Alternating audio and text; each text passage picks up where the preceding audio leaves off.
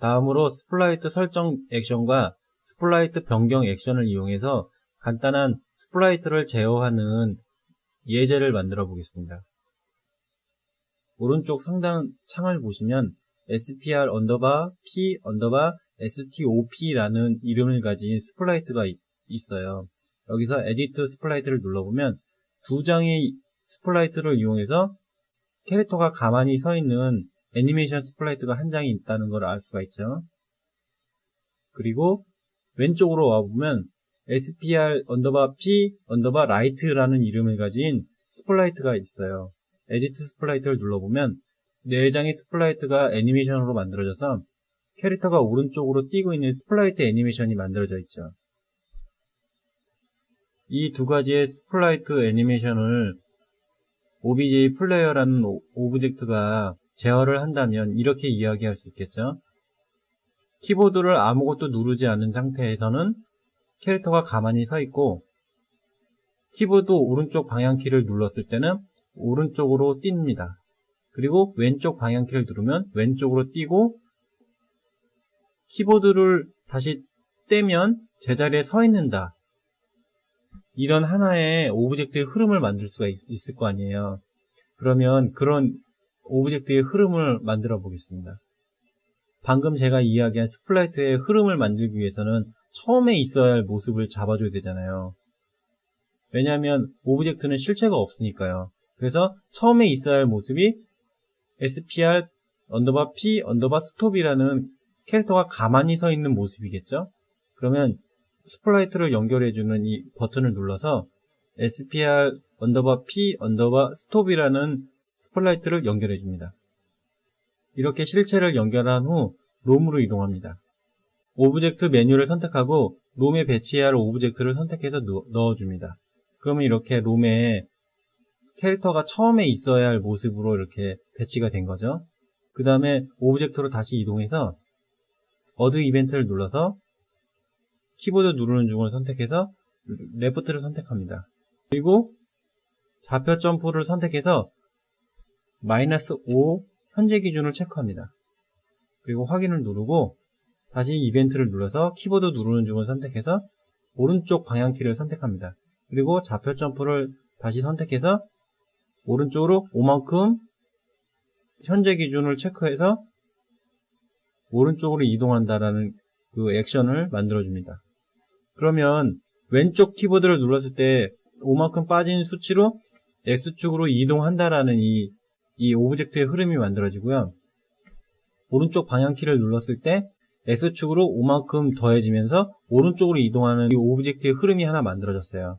이렇게 해서 좌우로 이동하는 오브젝트의 흐름이 만들어졌어요. 그러면 여기서 테스트를 해보겠습니다. 방향키 오른쪽을 누르면 오른쪽으로 이동하고 방향키 왼쪽을 누르면 왼쪽으로 이동하는 걸 볼 수가 있어요. 그러면 여기까지는 의도대로 적용이 된 거죠.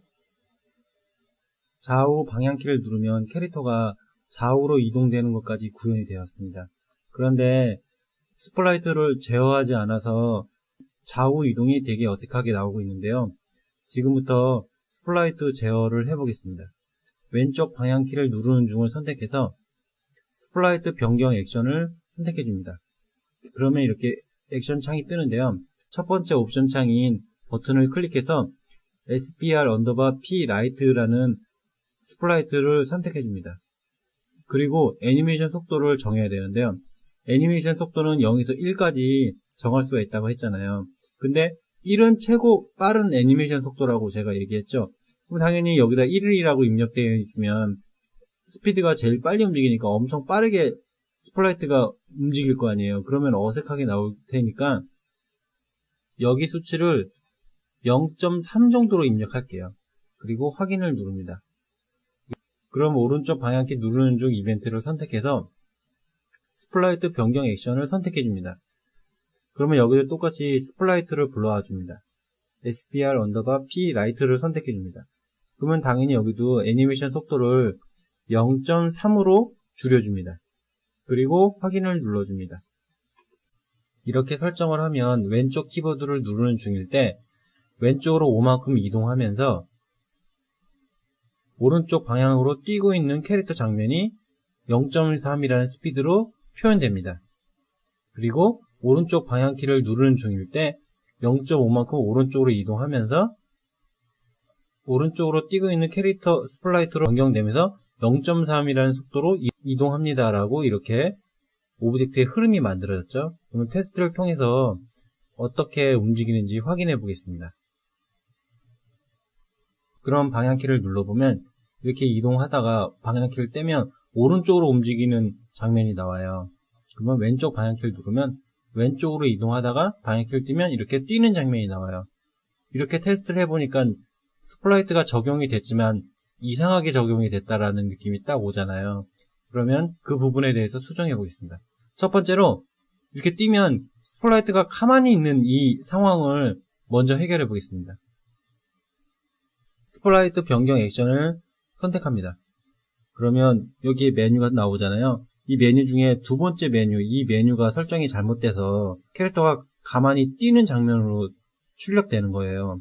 이 두 번째에 있는 메뉴의 역할이 스플라이트가 출력 시 어느 스플라이트 이미지를 보여줄 거냐는 거잖아요. 지금 현재 0번째에 있는 스플라이트를 출력한다라고 되어 있잖아요. 그래서 여기 설정을 바꿔줘야 되는데요. 자연스럽게 애니메이션이 출력이 되게 하려면 이 메뉴에다 -1을 입력해야 됩니다. -1은 무슨 뜻이냐면 애니메이션을 반복해서 움직여라는 뜻이에요. 그래서 수치 -1이라고 입력하고 왼쪽 방향키를 누르는 중일 때도 똑같이 -1을 입력합니다. 그리고 테스트를 해봐서 제대로 적용이 되는지 확인해 보겠습니다. 오른쪽 방향키를 눌러보면 이렇게 자연스럽게 뛰는 게 보여요. 그리고 왼쪽 방향키를 눌러보면 이게 자연스럽게 뛰는 모습이 나오죠. 그런데 여기서 캐릭터가 아직도 어색하게 뛰고 있는 모습이 계속 나오잖아요. 두 번째로 어색한 걸 잡기 위해서 보면 오른쪽 방향키를 누르면 오른쪽으로 뛰는데 왼쪽 방향키를 눌렀을 때는 오른쪽을 바라보면서 뛰어요. 그래서 이 부분을 수정해 보겠습니다. 왼쪽 방향키를 눌렀을 때 스플라이트가 왼쪽을 바라봐야 되고 오른쪽 방향키를 눌렀을 때 스플라이트를 오른쪽으로 바라봐야 되는 상황이잖아요. 그래서 이런 기능을 갖고 있는 스플라이트 설정 액션을 불러와서 설정해 봅니다. 이렇게 4개의 메뉴가 있는데요. 여기 보시면 맨 마지막에 있는 메뉴가 좌우 반전, 상하 반전 하는 메뉴잖아요. 그런데 저는 상하 좌우 반전 기능보다는 여기 첫 번째에 있는 이 메뉴 있죠. 가로축으로 확대, 축소해서 늘려주고 줄여주는 이 메뉴 있죠. 이 메뉴를 더 많이 선호를 해요.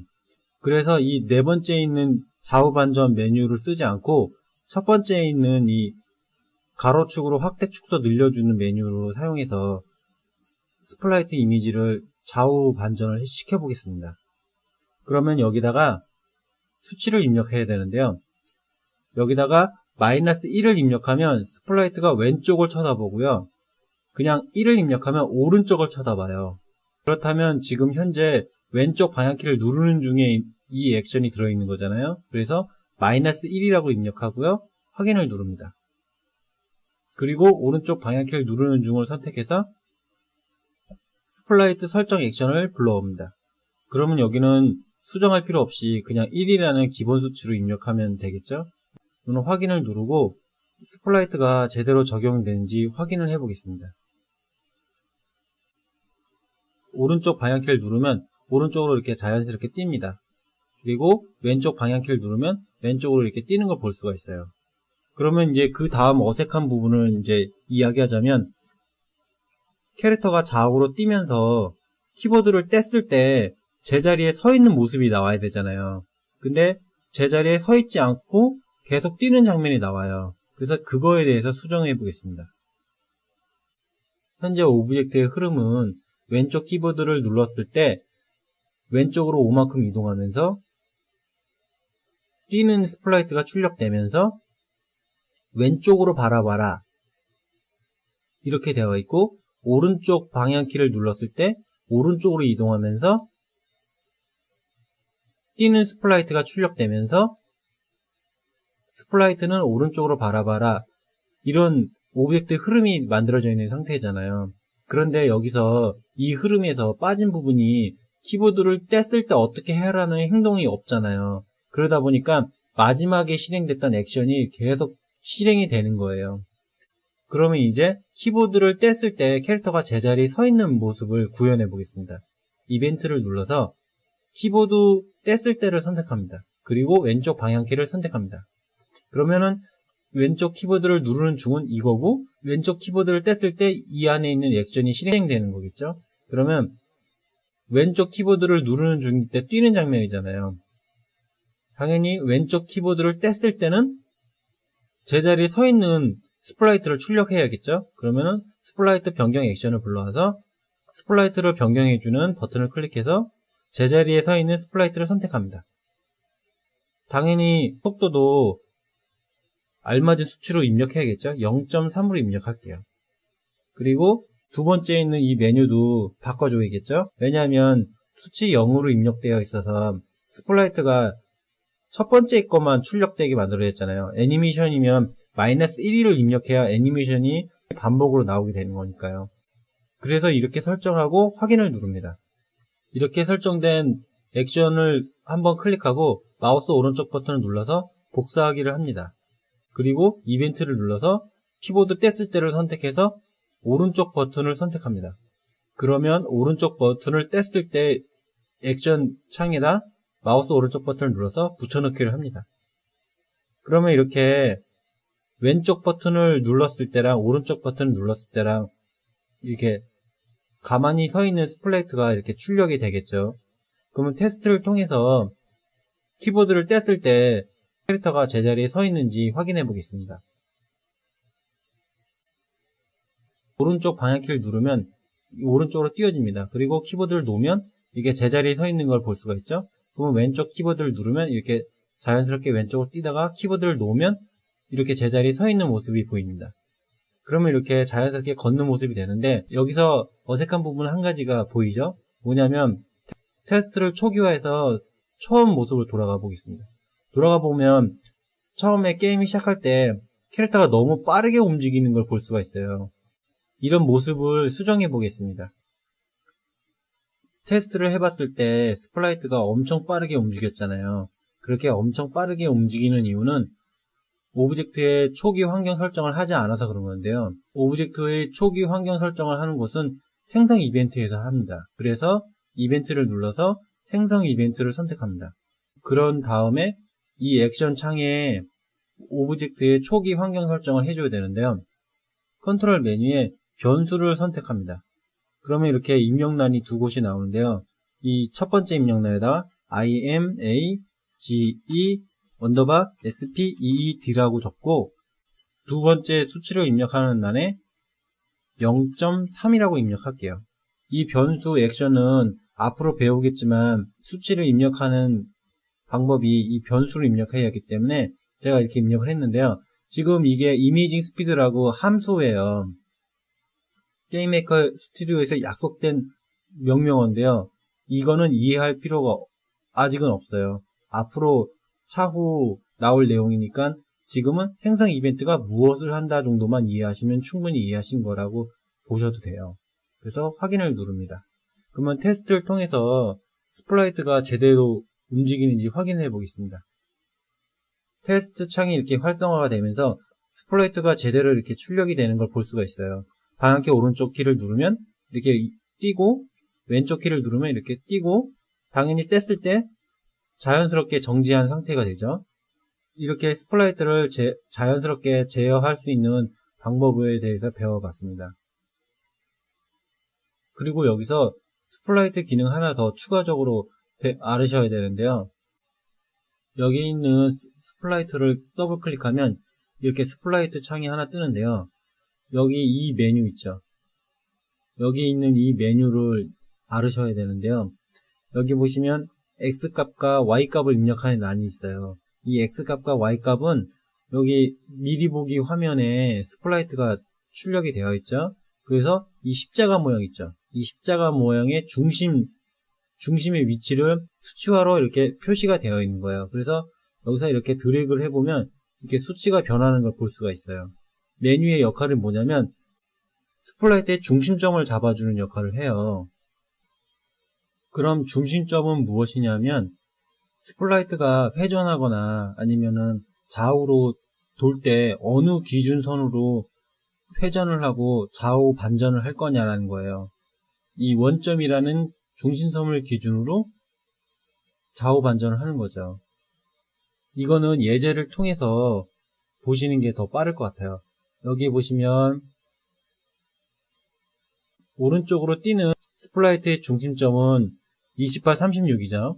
그리고 가만히 서 있는 이 스플라이트의 중심점은 28, 36이에요.